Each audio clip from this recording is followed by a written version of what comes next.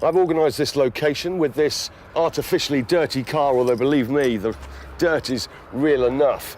And using state-of-the-art surveillance equipment, I'm confident. Shut up! We're going to be trapping the valet villains in action. Can we find a noisier street, please? Graham, can we find a noisier street? No.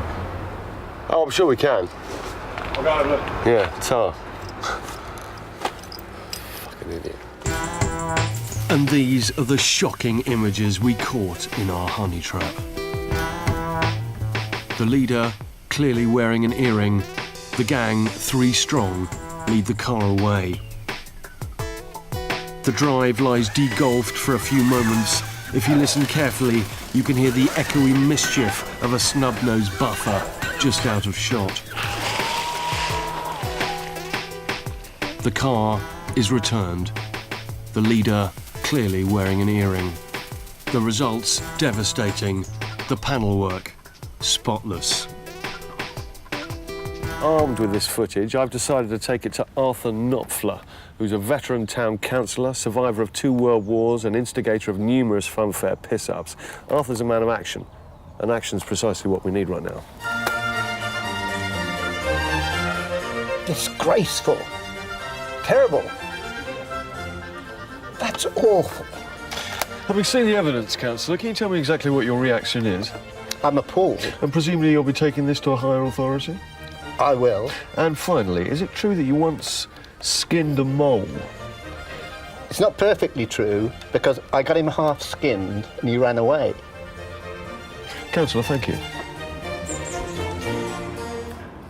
Right, I've done some research and armed with a few carefully selected valet villain phrases, I've put this on that to go in there to speak to them.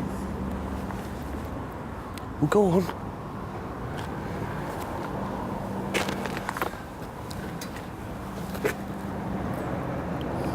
She's the most unenthusiastic person I think I've ever met. Is this on yet, by the way? Go on. Is this on? Yes, it's on. Is it on? Yes, it is on. Is it?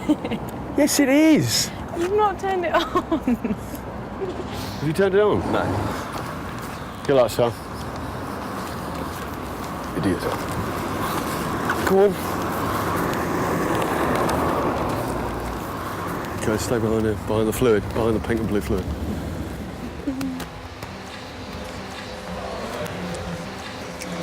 Cherry red 6-4s. Cherry red 6-4s, that's right. Spraying the inside at the moment. Hiya. Excuse me, have you got any leather Toscaderos? I've not heard of that before. What is it? I don't know, I've been sent in with a list of stuff and they said leather Toscaderos. We're not very well hidden here, are we? She's laughing her head off.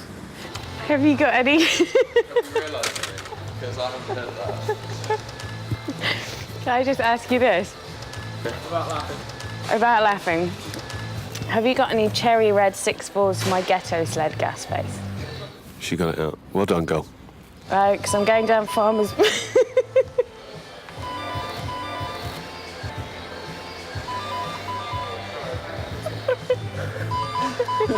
I'm enjoying it. I'm going down Farmers Boulevard. I think you know what I'm talking about, don't you? Sponge bakes.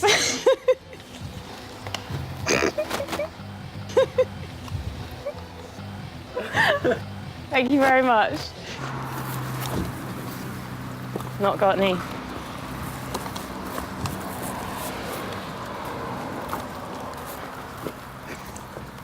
If I'd have wanted you to go in there and laugh, I'd have said, go in there and laugh a lot. I just don't think you fully appreciate the seriousness of this investigation and what we're doing, what we're all trying to do. I mean, we're a 4-man team with 1 girl, and you can let the side down. No, well, I did it and I laughed, I must admit. We laughed throughout the entire thing. His face. Why do you think maybe it's time to start thinking seriously about life and your job? When you laugh uncontrollably, what are you actually laughing at? I'm very fond of you. I think you're a smashing lady. But you're fucking annoying.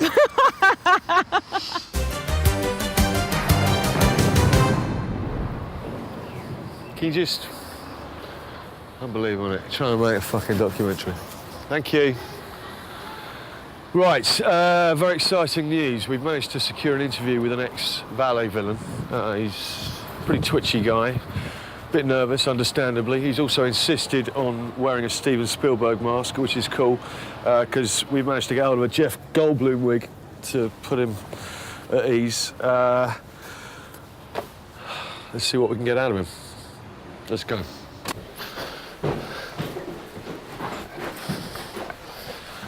There he is. What a fucking freak.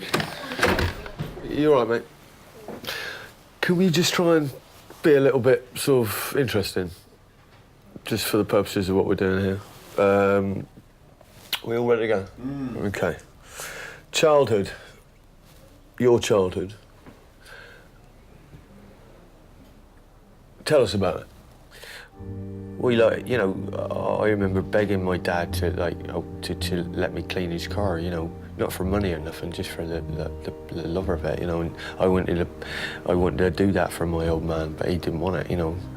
And that's when I knew I was different, because a lot of the other lads, you know, they hated washing their dad's cars. And I think those warm suds that you feel, you know, when you submerge the sponge into the bucket, that's it's like an embrace. It sort of embraces your hand like a little hug. And I never got that as a lad. And I found, you know, that I found, if you like, love in a bucket. You decided to be an antisocial deviant with a sponge in your hand. And why did you do that? I'm doing my bit to try and put a little bit of sparkle into people's lives, whether they fucking like it or not. Who's Mr. Big? Yeah, I'm torn between two horses, because on the one hand, you know, I'm out there and I'm kind of going straight, and the other hand, I don't want to see other people suffer. It's very difficult for me, you know, because I'm a marked man with an insatiable appetite for fruit, so I'm, you know, this is... I'll give you a clue. You've got to go find the Foaming Lord. The Foaming Lord. That's the name he goes by, yeah. Well, I think we've got somewhere finally. If we ever manage to apprehend the Foaming Lord, rest assured the first thing I will do when I meet him is tell him that you grassed him up. I'm only joking. I'm only joking. You know, we'll make sure he gets justice. Thank you very much. You've been all right.